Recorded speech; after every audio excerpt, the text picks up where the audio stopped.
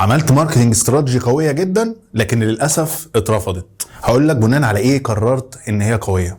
هتقول لي انا اتبعت المعايير المظبوطه وكمان بذلت وقت ومجهود كبير جدا علشان اوصل للنتيجه دي.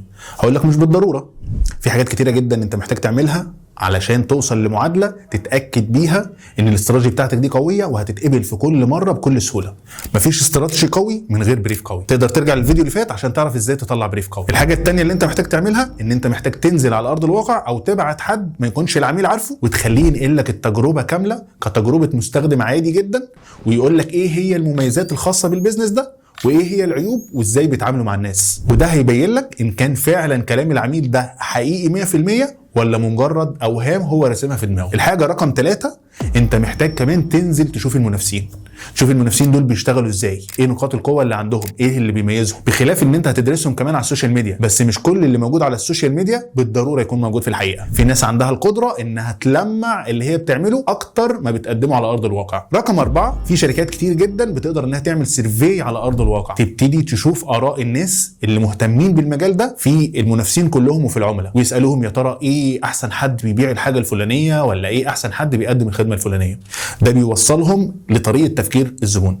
بس مش بالضروره انك تقدر تعمل السيرفي ده على ارض الواقع. ممكن تعمل السيرفي دوت على اي كوميونتي جروب على السوشيال ميديا بلاتفورمز، وتقدر توصل من خلاله لاكونتات الناس اللي مهتميه بالمجال ده. ويا سلام لو تخش على كل اكونت وتشوف الفئه العمريه وتشوف طريقه التفكير وتشوف الاهتمامات. ده هيوصلك لباير بيرسونا ممتازه جدا، وهتقدر ساعتها تحدد السيجمنتيشن بتاعك بكل سهوله. كل اللي احنا حكينا عليه دي مجرد عناصر المعادله. لو انت بعد كده دخلت عملت الاستراتيجي بتاعك بالستاندردز المعروفه من غير ما يكون معاك العناصر دي مظبوطه زي ما احنا قلناها، هتلاقي ان انت بتطلع استراتيجي يبان ان هي قويه، بس للاسف هي بتكون هشه لانها مبنيه على معلومات انت شفتها على السوشيال ميديا، مش معلومات انت شفتها على ارض الواقع. ما تاكدتش فعلا من كل حاجه بعينيك واستخدمتها كمستخدم عادي. كل العناصر اللي احنا اتكلمنا عليها دي هتساعدك انك تعمل ميكس كويس جدا للاستراتيجي بتاعتك ما بين ان انت هتقدم محتوى شكله عامل ازاي وهتقدمه لمين. كمان ما تنساش تعمل في حسابك الثقافه اللي العميل طالبها وهو عاوز ايه من السوشيال ميديا وعاوز يوصل لفين.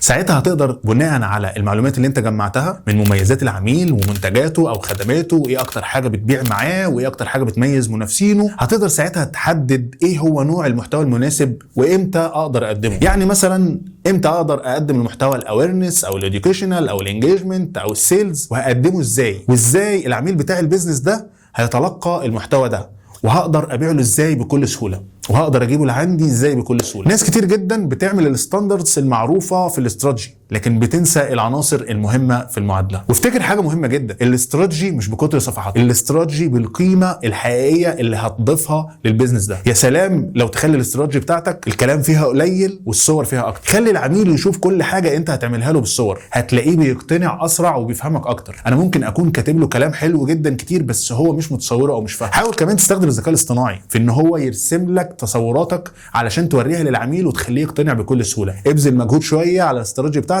مجهود حقيقي مش مجهود انت فاكر انه حقيقي. اخر نقطه وهي نقطه الخلاف. احنا وصلنا لمرحله ان انا خلاص عملت عناصر الاستراتيجي كويس وعملت الاستراتيجي كويس، ازاي ابيعها للعميل. ناس كتيره جدا بتعتمد على نظام الباكجات وان هو عامل باكجات وانت اختار منها كعميل. مش بالضروره اللي يمشي مع بيزنس يمشي مع بيزنس تاني. انت لازم تعمل لكل عميل باكج تخص البيزنس بتاعه، وده بيترسم بعد المعالم اللي احنا قلناها قبل كده. ده اللي بيحدد لك ايه اللي انت محتاج ترسمه ككونتنت علشان توصل من نقطه ايه للنقطه زي. وساعتها هتقدر تقول انا محتاج كام بوست وكام ريل وكام فيديو، وهحتاج انزل على الارض قد ايه، وهعمل سيرفي قد ايه، وحاجات تانية كتير هتحتاجها في الباكج بتاعتك. وكمان هحتاج امول اعلانات قد ايه على منصات التواصل الاجتماعي. وعشان تضمن ان العميل ده هيوافق على الاستراتيجي بما في ذلك الباكج بتاعتك، حاول توفر له اكتر من اوبشن في الاسعار، بس لازم تفهمه الفرق في النتيجه النهائيه ما بين كل اوبشن والتاني. حاول ما تخسرش عميلك وحاول تتبع المعادله اللي انا قلت لك عليها، هتوصلك لنتيجه في الاستراتيجي قويه جدا وهتخلي لك الاستراتيجي بتاعتك كل مره تتقبل بكل سهوله. لو حابب تسمع محتوى تاني على الماركتنج شارك فيديوهاتي وتابعني على كل منصات التواصل الاجتماعي. شكرا جدا ليك.